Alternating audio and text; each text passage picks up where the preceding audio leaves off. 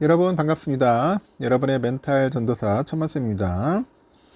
오늘 코스피하고 코스닥하고 나름대로 선방을 했어요. 오늘 코스피 3200을 지켰네요. 3200.83인데 오늘 외국인들이 한 2000억 들어왔고 개인들이 2800억, 기관이 한 230억 정도 매도를 했습니다. 그러다 보니 삼성, 하이닉스, LG엔솔, 삼바, HD 현대중공업 좀 올랐고요. 하나에로스페이스가 한 1% 빠지고 KB금융도 1.5% 하락을 했습니다. 우선주, 현대차, 기아는 보합으로 마무리됐습니다.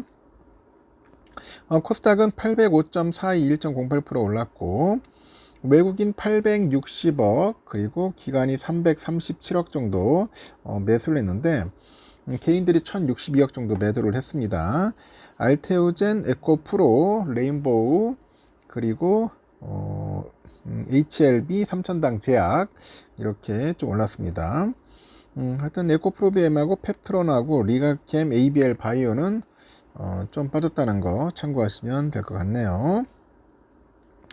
해외를 보니까 오늘 중국 애들이 좀 꺾이네요. 잘 가다가 오늘 중국 상위가 1.25%, 심천종합 2% 빠졌고 홍콩 항생 1.12, 홍콩 H 1.25, 일본 니케이는 1.5% 올랐습니다.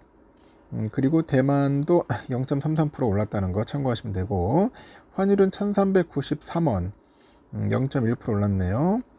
현재 비트코인 좀 빠집니다. 1억 5,430만원, 이더리움 611만원, XRP 3,964원 정도 하고 있다는 거 참고하시면 되겠습니다.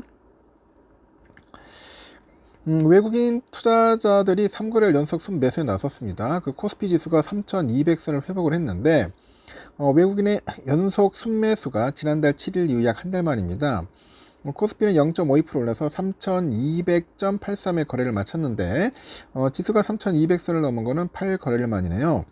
이날 개인과 기관애들이 2981억, 233억 순매도 했지만 외국인들이 2132억 순매수했어요. 지수 상승을 이끌었습니다.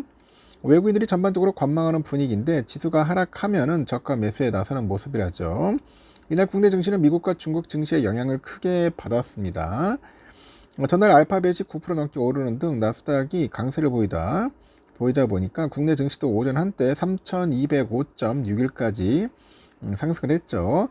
그러나 중국 정부가 부동산 투기 억제 정책을 검토한다는 소식이 전해지다 보니 3185.49까지 밀렸고 창 막판 외국인 매수세가 다시 유입이 되어 3200선을 회복합니다. 업종별로 유통 레저주가 강세를 보였는데 호텔 운영사 GSPNL이 12.4% 급등을 했고 호텔 신라, 현대백화점, 신세계 이쪽이 동반 상승을 했죠. 중국의 국경절하고 추석 연휴 기대감에 유통과 레저 업종으로 매수가 좀 쏠린 겁니다. 반면에 금융주는 정부 조직 개편 불확실성, 소비자 보호 정책 강화 움직임의 하락세를 보였습니다. 그러다 보니 KB금융, 신한지주, 하나금융지주, 금융주 일찍 내렸고요.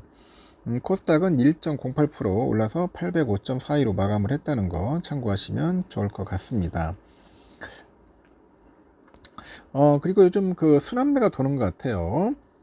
코스피가 박스권에 갇히다 보니 업종별 순환매 장세가 뚜렷해집니다. 조선, 방산, 금융 이쪽 기조주도 업종의 상승력이 떨어졌는데 이 떨어진 상황에 투자 자금이 업종을 엉다니고 있다는 분석도 있고 전문가들은 이런 시기에는 특정 업종에 치중하는 포트폴리오를 고수해서는 곤란하다 이런 이야기를 하죠.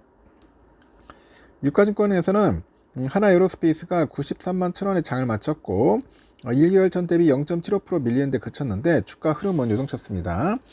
지난달 5일 96만 1천원이었던 주가가 같은 달 20일 81만 6천원까지 떨어졌다가 급반등을 했고 지난 7월 조정 없이 약 20% 뛰면서 주도주 역할을 한 것과 대조적이죠. 이 종목에 속한 방산업종은 오늘도 하락률이 가장 높은 업종 중 하나였습니다. 증권가는 조선 방산 원자력 발전 지주사 금융 중심이던 국내 증시가 지난달부터 업종 순환매로 진입한 것으로 보는데 무엇보다 유동성이 줄어든 영향이 크죠. 순환매는 새로운 수급이 유입되지 않을 때 나타나는 게 일반적인데, 이 자금이 옮겨 다니는 과정에서 지수는 정체되지만 업종별 변동성이 급격히 커질 수 있다는 이야기죠. 이날 거래 대금은 총 13조 9,100억 정도. 올해 하루 평균 거래 대금보다도 한 20.6% 적었어요. 그리고 유동성이 얇아지다 보니 그 뉴스 등에 과민 반응하는 그런 현상이 두드러지는 거죠. 업종별 등락이 커진 것도 이런 이유 때문입니다. 업종별 순환매 장세는 한동안 이어질 거라는 게 증권가의 대체적인 관측인데, 증시의 수급이 확 몰릴 만한 계기가 별로 없을 것이라는 판단도 있습니다. 금투협에 따르니까 증시 대기자금으로 불리는 투자자 예탁금은 이달 2일에 66조 1858억 정도 돼요. 올해 6, 7월 평균보다 많았고, 투자자들이 거래 자치를 줄이면서 관망하고 있다는 해석이죠. 그리고 기업의 펀더멘털과 정부의 증시 활성화 정책 등을 고려할 때 하방의 경직성은 탄탄한 상태다. 그리고 특정 업종이 오르는 대신에 순환매죠. 이 순환매 경향이 뚜렷해질 수 있다는 겁니다. 기존의 주도주와 낙폭 과대주를 눈여겨보라는 게 전문가들의 조언인데, 글로벌 수요 확대, 주요국가의 협력 등 기존 주도주를 둘러싼 실적의 내러티브, 이 내러티브가 훼손되지 않은 만큼 주가가 내릴 때 담고 오를 때는 파는 전략이 여전히 유효하다는 그런 이야기가 있습니다. 금융주와 원전주, 방산주 등은 지난 2분기 깜짝 실적을 냈지만 막상 실적 발표 기간의 주가는 부진했다. 실적이 견조한 만큼 장기적으로 상승 추세를 탈 가능성이 높다는 거죠. 그리고 두산에너빌리티, LS 에코에너지, 신일전기, HD 한국조선해양, 하나에어로스페이스, APR 등등 실적이 견조하면서 이 내러티브가 떠받치는 종목이라고 분석을 했어요. 실적 대비 주가 하락폭이 컸던 종목들도 순환매 장세에서 상승세를 탈 만하다는 조언이 있습니다. 그래서 한국콜마, 클래시스, 실리콘2, 하나비전, LS에코에너지, 키움증권 이렇게 해서 2분기 매출과 영업이익이 역대 최대치였는데 주가는 지지부진했던 대표적인 종목으로 꼽힌다는 거 참고하시면 되겠습니다. 상황은 이렇다는 겁니다. 여러분 참고하시면 좋을 것 같아요. 하여튼 오늘 주가를 보시면 아시다시피 삼성전자 좀 빌빌거렸어요. 빌빌거렸는데 막판에 그래도 찍 올려주더라고. 71,100원으로. 현재 애프터에서는 69,900원, 69,800원에서 왔다리 갔다리 하고 있습니다. 외국인들이 41만 주 정도 매수를 했습니다. 그리고 기관하고 개인들이 좀 많이 팔았죠. 한 120만 주 이상 매도를 했다는 거. 그리고 우선주도 오늘 보합으로 잘 마무리는 했어요. 그래도 뭐 빠지진 않았는데 좀 아쉬움은 좀 있습니다. 좀 올라야 하는데 좀 오르질 못하네 지금 삼성전자. 징글징글합니다. 그래도 보합으로 왔고요. 외국인 개인 기관들 싸그리 다 파는 그런 모습을 좀 보였습니다. 오늘은 그래도 하이닉스가 선방했네요.